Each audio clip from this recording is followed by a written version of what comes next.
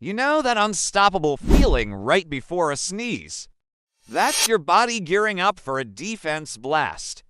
Sneezing happens when tiny particles, like dust, pollen, or germs, irritate your nose. Your brain sends a signal to your chest muscles, forcing out air at up to 160 kilometers per hour.